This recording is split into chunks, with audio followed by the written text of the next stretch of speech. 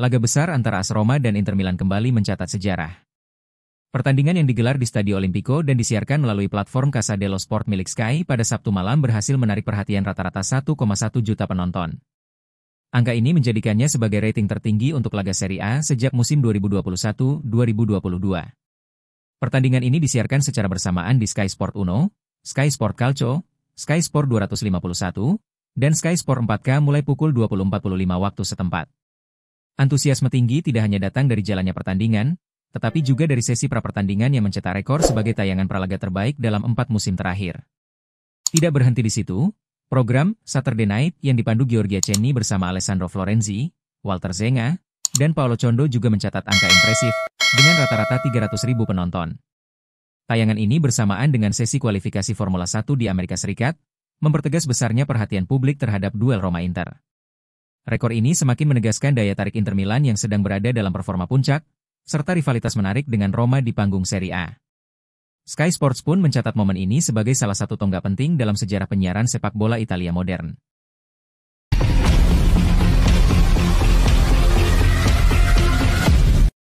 Inter Milan kembali menunjukkan kelasnya. Dalam laga pekan ke-7 Serie A 2025-26, Nerazzurri sukses memperpanjang rekor kemenangan menjadi 6 laga beruntun setelah menundukkan AS Roma 1-0 di Stadio Olimpico. Gol tunggal Angeon Bonni menjadi pembeda, namun sorotan besar justru mengarah pada performa luar biasa Manuel Akanji di lini pertahanan.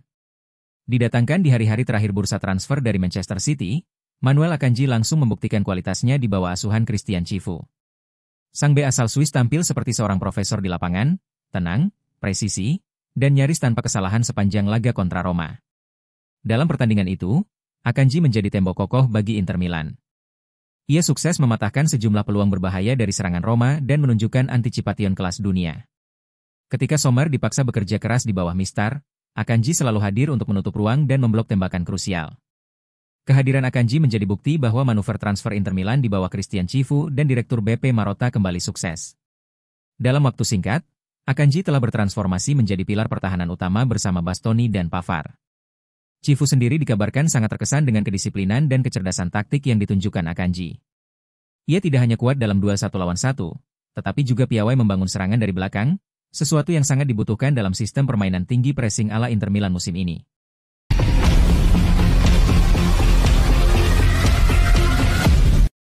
Inter Milan kini bisa tersenyum lebar melihat keputusan berani mereka di bursa transfer musim panas lalu. Angeon Bonni, striker muda yang baru bergabung dari Parma telah sukses mencetak 3 gol dan 3 assist dalam 7 laga Serie A musim ini.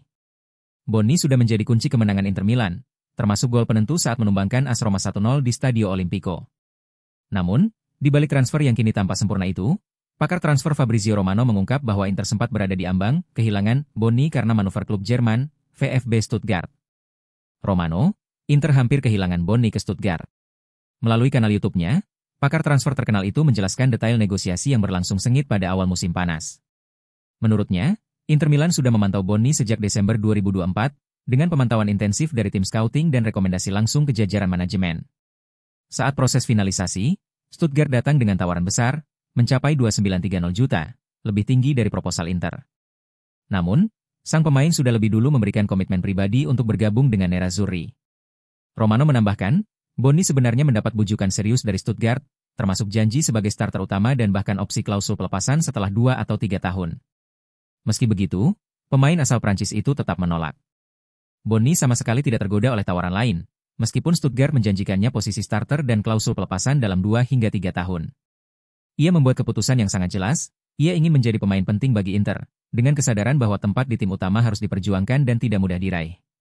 Keputusan itu kini terbukti tepat. Di bawah asuhan Christian Cifu, Bonni berkembang pesat sebagai penyerang modern, kuat dalam duel, agresif dalam pressing, dan cerdas dalam membaca ruang.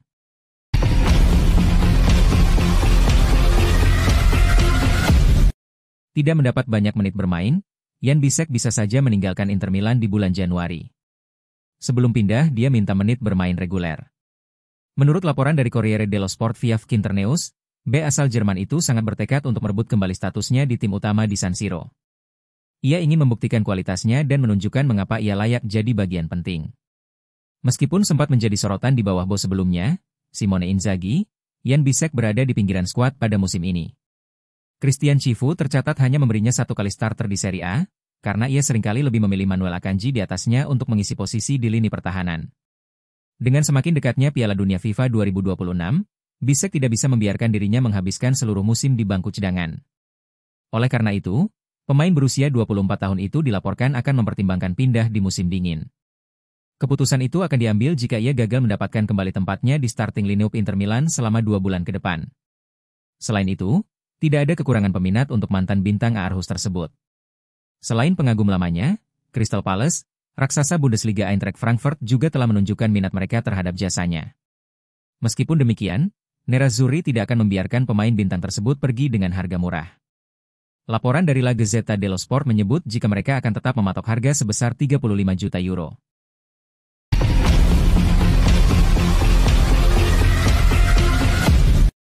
Lini pertahanan Inter Milan kembali ke performa terbaiknya di bawah asuhan pelatih Christian Cifu, setelah sempat mengalami kesulitan di awal musim. Menurut laporan Corriere dello Sport, setelah awal musim yang goyah, lini belakang Inter kini terlihat lebih meyakinkan dan sangat stabil. Stabilitas ini telah menjadi fondasi utama bagi 5 kemenangan beruntun yang baru saja diraih oleh tim. Di bawah mantan pelatih Simone Inzaghi, Inter Milan dikenal sebagai salah satu tim dengan pertahanan terkuat dan paling solid. Namun, serangkaian masalah cedera dan adaptasi dengan sistem pelatih baru sempat membuat mereka kesulitan. Namun kini Christian Cifu terlihat telah menemukan kembali keseimbangan dalam skuadnya, sebuah hal yang sangat penting untuk mencapai ambisi jangka panjang. Lini pertahanan kini kembali berfungsi sebagai benteng yang kokoh.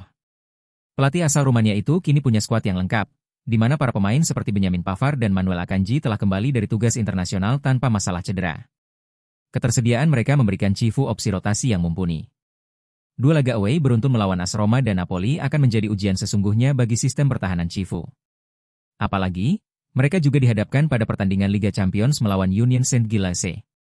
Pertandingan-pertandingan penting ini akan menunjukkan apakah peningkatan pertahanan yang terjadi baru-baru ini merupakan kemajuan jangka panjang atau hanya keberuntungan sesaat. Namun, tanda-tanda yang ada sangatlah positif bagi Inter Milan.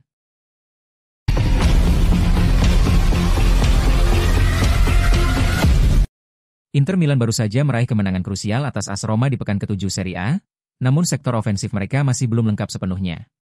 Marcus Thuram, striker andalan Nerazzurri, tampaknya masih belum fit untuk comeback memperkuat tim dalam matchday 3 Liga Champions melawan Union Saint-Gilloise di Belgia pada Rabu, 22 Oktober 2025, pukul 2 waktu Indonesia Barat. Menurut laporan Corriere dello Sport, Cifu masih belum akan memanggil Thuram ke skuad utama meski sang pemain sudah ikut mendukung rekan setimnya dari tribun Olimpico saat menghadapi Roma. Cedera yang dialaminya saat laga kontra Slavia Praha beberapa pekan lalu masih membutuhkan waktu pemulihan tambahan. Tim medis dan staf pelatih sepakat untuk tidak mengambil risiko, terutama mengingat jadwal padat Inter dalam beberapa pekan ke depan. Absennya Thuram justru membuka peluang bagi 2 penyerang muda untuk unjuk gigi, yakni Angeon Boni dan Francesco Pio Esposito. Keduanya kemungkinan besar akan diturunkan sejak menit awal melawan Union Saint-Gilloise, memberi Lautaro Martinez kesempatan untuk beristirahat jelang big match melawan Napoli akhir pekan nanti. Ketidakhadiran Thuram bisa menjadi ujian, tetapi juga peluang bagi Inter Milan untuk membuktikan kedalaman skuad mereka. Boni dan Pio Esposito dapat menjadi elemen penting untuk menjaga intensitas pressing serta variasi serangan, sesuatu yang sangat dibutuhkan menghadapi tim Belgia yang dikenal cepat dalam transisi.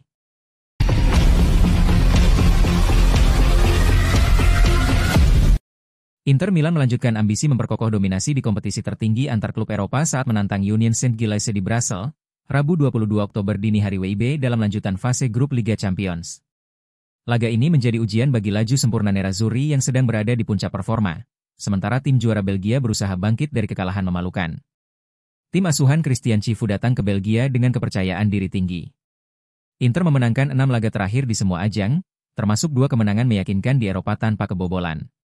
Mereka mengawali perjalanan dengan kemenangan 2-0 atas Ajax di Amsterdam, sebelum melibas Slavia Praha 3-0 di San Siro. Di sisi lain, Union Saint-Gilloise masih mencoba menyesuaikan diri dengan kerasnya atmosfer Liga Champions. Klub asal Brasil itu memulai perjalanan Eropa musim ini dengan luar biasa, menang 3-1 di markas PSV sebelum dibungkam Newcastle United 0-4 di laga kandang kedua.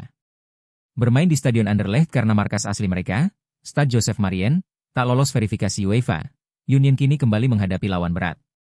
Meski demikian, pelatih David Hubert, yang menggantikan Sebastian Pocognoli usai membawa klub meraih gelar Liga pertama dalam 90 tahun, tetap realistis. Ia menargetkan finish di posisi 24 besar agar bisa melaju ke babak playoff knockout. Hasil imbang melawan Inter pun dianggap cukup untuk menjaga peluang tersebut tetap hidup.